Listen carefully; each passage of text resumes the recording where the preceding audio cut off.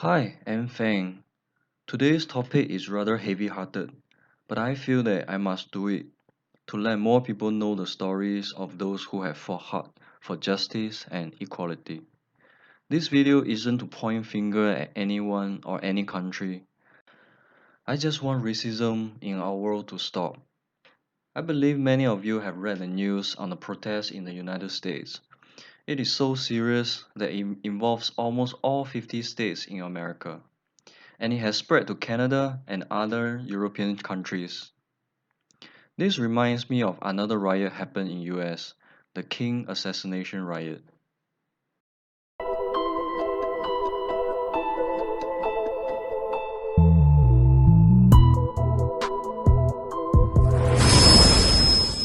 Dr. Martin Luther King Jr., born in January 15, 1929, he was an American Christian minister, an activist who later on became the most visible spokesperson and leader in the civil rights movement from 1955 until his assassination in 1968.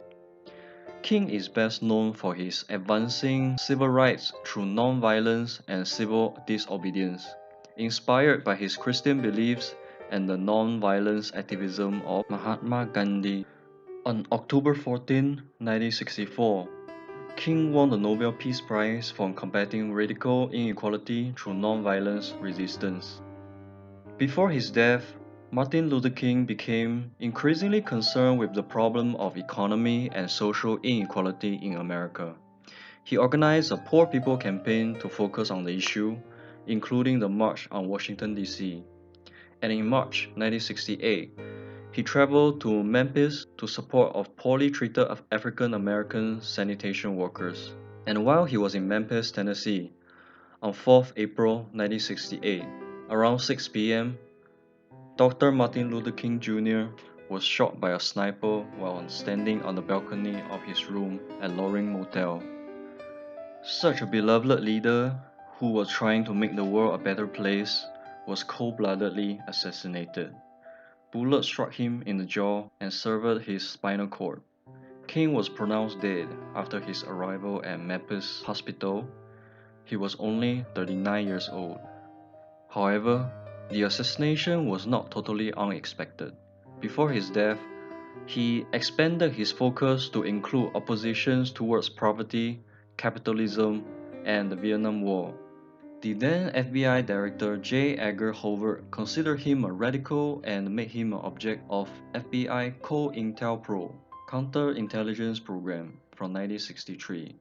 FBI agents also investigated him for possible communist tie, and in early 1964, King received an anonymous threatening letter which he interpreted as an attempt to make him commit suicide.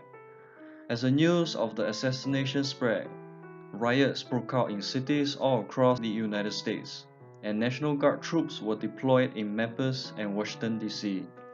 The King assassination riot, also known as the Holy Week Uprising, it was the greatest wave of social unrest the United States had experienced since the Civil War.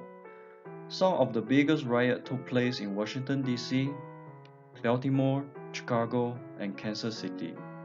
The protest is going on for about 2 months, from April 4th to May 27th, happened over 100 cities across the United States.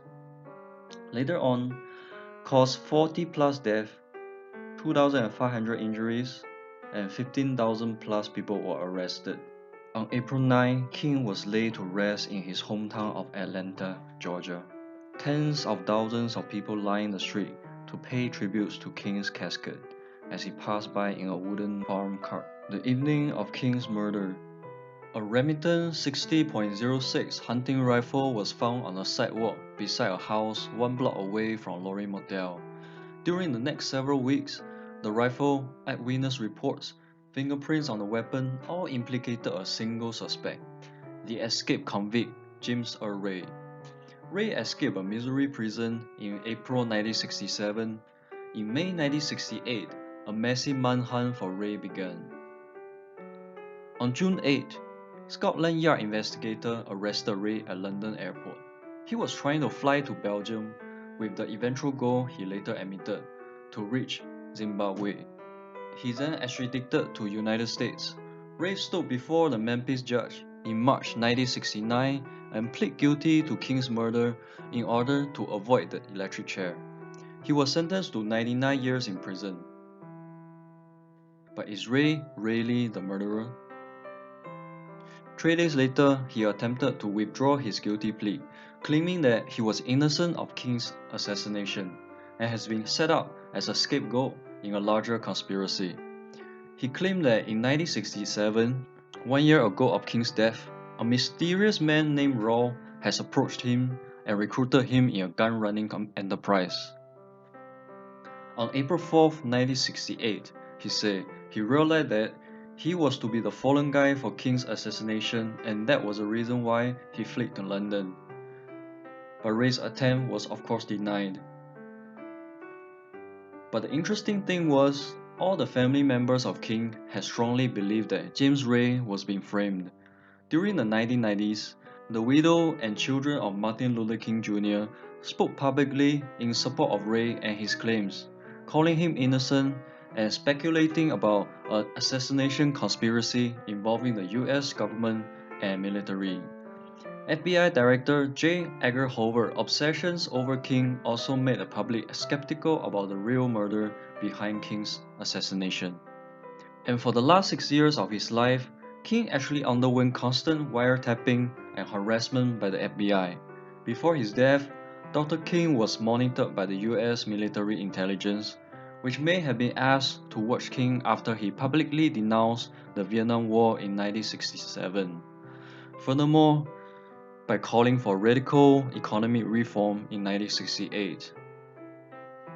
Bernice King, 55, the youngest of Martin Luther King's 4 children, said, "It pains my heart that James Ray has to spend his life in prison paying for things he didn't do." Coretta Scott King, until her own death in 2006, who endured the FBI's campaign to discredit her husband, was open in her belief that a conspiracy led to the assassination. Her family filed a civil lawsuit in 1999 to force more information into the public eye, and the Memphis jury ruled that the local, state, and federal governments were liable for King's death. The full transcript of the trial used to be posted on King Center's website. "There is abundant evidence," Coretta King said after the verdict, "of a major high-level conspiracy in the assassination of my husband. The jury found the mafia and various government agencies was involved in the assassination.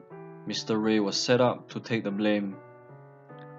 King's 2 other surviving children, Dexter, 57, and Martin Tree, 60, fully agreed that Ray was innocent, and their views on the case shared by other respected black leaders.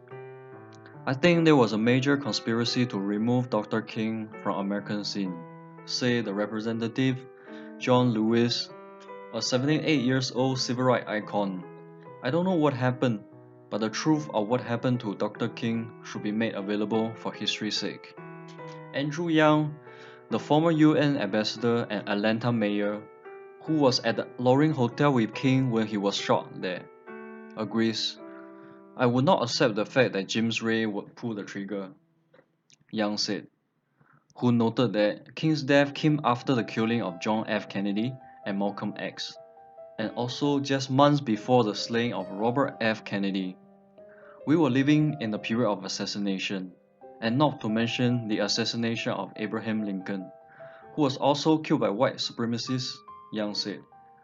The American author Roland Shepard also written a book, "Why US Government Has Assassinated Malcolm X and Dr. Martin Luther King Jr., trying to bring justice to the 2 late civil rights movement leaders."